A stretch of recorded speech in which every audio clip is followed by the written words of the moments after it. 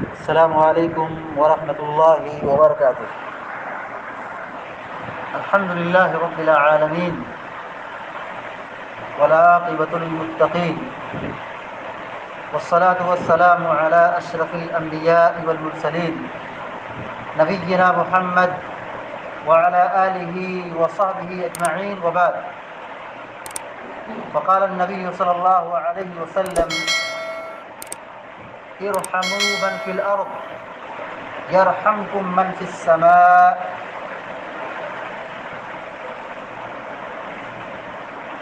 جامع ترمذی کی ابھی آپ کے سامنے ایک روایت پڑھی گئی ہے۔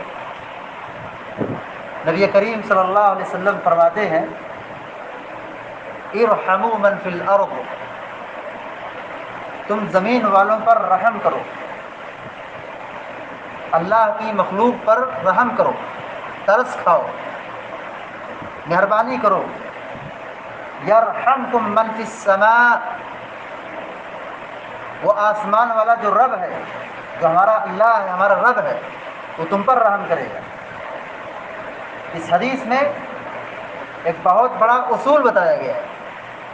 وہ اصول اور قانون یہ ہے کہ اگر ہم اللہ رب العالمین کی رحمت چاہتے ہیں، اللہ کی مدد چاہتے ہیں، تو ہم اپنے سماج میں اور اللہ کی مخلوق پر، چاہے وہ انسان ہو یا دوسری مخلوق ہو، اس کے ساتھ ہمیں رحم و کرم کا معاملہ کرنا ہوگا۔ ہم اللہ کی مخلوق پر اور بالخصوص انسانوں کے ساتھ اگر ہم رحم کریں گے، نرمی کریں گے، تو اللہ تعالیٰ بھی ہمارے اوپر نرمی کرے گا، رحم کرے گا۔ جیسا کرو گے ویسا ہی پاؤ گے۔ ہم انسانوں کے ساتھ اچھا سلوک کریں گے، اللہ بھی ہمارے ساتھ اچھا سلوک کرے گا۔ ہم نرمی کریں گے تو اللہ تعالیٰ بھی ہمارے ساتھ نرمی کرے گا۔ ہم معاف کریں گے تو اللہ تعالیٰ بھی ہم کو معاف کرے گا۔ جیسا ہمارا اور آپ کا اخلاق اور کریکٹر ہوگا، معاملہ ہوگا، لین دین ہوگا، ویسا ہی اللہ تبارک و تعالیٰ ہمارے ساتھ برتاؤ کرنے والا ہے۔ بنی اسرائیل کے بہت سارے واقعات ہیں جو اس حقیقت کی ترجمانی کرتے ہیں۔ ایک آدمی بنی اسرائیل کا تھا، ان لوگوں کو قرض دیتا تھا اور مہلت دیتا تھا، معاف کر دیتا تھا۔ اللہ رب العالمین نے صرف اس کی اس ایک نیکی کی وجہ سے اس کو معاف کر دیا۔ کیا ہے نیکی؟ وہ لوگوں کو قرض دیتا تھا، بزنس مین تھا، قرض دیتا تھا اور لوگوں کو مہلت دیتا تھا۔ غریب قرض لینے والا ہوتا تھا، اس کو معاف کر دیتا تھا۔ اس نے انسانوں کے ساتھ معافی کی، اللہ نے اس کو معاف کر دیا۔ ہم کسی کو ستائیں گے، اللہ ہم کو ستائے گا۔ ہم کسی کو ماریں گے، اللہ ہم کو مارے گا۔ بنی اسرائیل کی وہ خاتون جہنم میں گئی جس نے بلی کو تڑپا تڑپا کے مار ڈالا۔ اگر اللہ کی مخلوق کو ہم ستائیں گے، ماریں گے، پریشان کریں، ان کی زندگی کو جہنم بنائیں گے، تو اللہ تعالیٰ بھی ویسا ہی سلوک ہمارے ساتھ کرنے والا ہے۔ بنی اسرائیل کی ایک خاتون نے پیاسے کتے کو پانی پلایا، اس کے دل میں رحم آ گیا، اللہ کی رحمت اس پر نچھاور ہو گئی کہ اللہ نے زانیہ، فاحشہ، بدکار عورت کو معاف کر دیا۔ جیسا ہم زمین والوں کے ساتھ سلوک کریں گے، انسانوں کے ساتھ برتاؤ کریں گے، مذہب کی تفریق نہیں ہے کہ یہ مسلمان ہے نان مسلم میں فرق کیا جائے، نہیں۔ اور جیسا سلوک اور برتاؤ ہمارا انسانوں کے ساتھ ہوگا، ویسا ہی اللہ تبارک و تعالیٰ ہمارے ساتھ معاملہ کرے گا۔ ہم معاف کریں گے، اللہ ہم کو معاف کرے گا۔ علامہ ابن قیم رحمۃ اللہ علیہ نے انہی ساری حدیثوں کو اور آیتوں کو مد نظر رکھتے ہوئے لکھا ہے کہ جیسا سلوک ہم انسانوں کے ساتھ کریں گے، ویسا ہی اللہ ہمارے ساتھ سلوک کرے گا۔ ابن قیم کی عبارت ہے رحمہ اللہ: ومن یسر علی معسر یسر اللہ علیہ فی الدنیا والآخرہ، ومن ستر مسلما ستر اللہ فی الدنیا والآخرہ، ومن نفس عن مسلم کربۃ من کرب الدنیا نفس اللہ عنہ کربۃ من کرب یوم القیامہ۔ حدیث کا مفہوم یہ ہے کہ ہم مسلمان کی تکلیف کو دور کریں، اللہ ہماری تکلیف کو دور کرے گا۔ ہم کسی مسلمان کے عیب کو چھپائیں، اللہ تعالیٰ ہمارے عیب کو چھپائے گا۔ ہم کسی مسلمان کی مدد کریں، اللہ تعالیٰ ہماری مدد کرے گا۔ حضرت ابوبکر صدیق رضی اللہ تعالیٰ عنہ کتنے بڑے صحابی تھے ہم جانتے ہیں، مگر ان کی بیٹی حضرت عائشہ رضی اللہ تعالیٰ عنہ پر جو زنا کا الزام آیا، ایک باپ کی غیرت کیا ہوتی ہے، کس قدر ان کو تکلیف ہوگی ہم سمجھ سکتے ہیں۔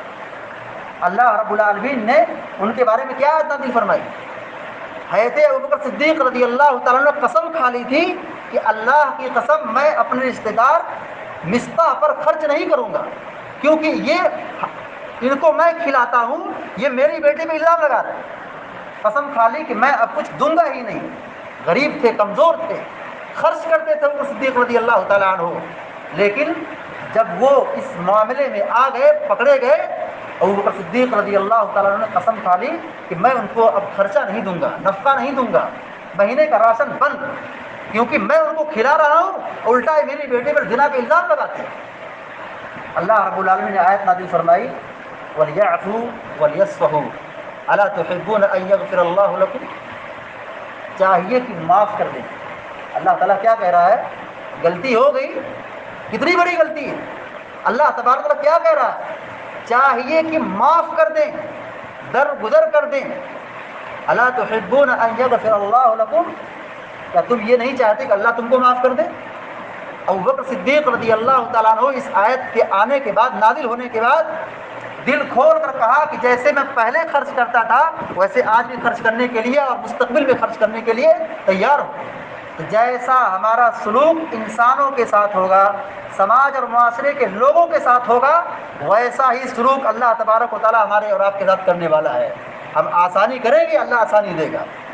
ہم مشکل میں لوگوں کو ڈالیں گے، اللہ مشکلات میں ڈالے گا، اور ڈالتا ہے۔ اگر انسانوں کو نگاہ ہے، انسانوں کو عقل ہے، شعور اور سمجھ ہے، تو جان سکتا ہے کیسے اللہ تعالیٰ پکڑ کے مارتا ہے، کوئی راستہ نہیں ملتا ہے۔ تو اللہ تبارک و تعالیٰ اپنا قانون دکھاتا ہے، بس فرق ہے دیکھنے والوں کے لیے، سمجھنے والوں کے لیے عبرت اور نصیحت ہے۔ تو ہم سب کی یہ ذمہ داری بنتی ہے کہ ہم روزہ نماز کی پابندی کریں، یہ اپنی جگہ پر ہے، مگر ہم اپنے کیریکٹر اور اخلاق کو اتنا اعلیٰ بنائیں کہ اللہ تعالیٰ ہم سے راضی ہو۔ ہم اپنے سماج میں چاہے مسلم ہو یا نان مسلم ہو یا کوئی بھی شخص ہو، ہر انسان کی عزت کریں، قدر کریں، اور ان کے ساتھ نرمی اور احسان اور اچھا معاملہ کریں۔ سختی، ظلم اور گناہ سے اپنے آپ کو بچانے کی کوشش کریں۔ دعا ہے رب العالمین سے کہ اللہ تبارک و تعالیٰ ہم کو، آپ کو اور سارے مسلمانوں کو کہنے اور سننے سے زیادہ عمل کرنے کی توفیق عطا فرمائے، اور ہر قسم کے شر اور وبا اور بلا سے ہم سب کی حفاظت فرمائے، آمین یا رب العالمین۔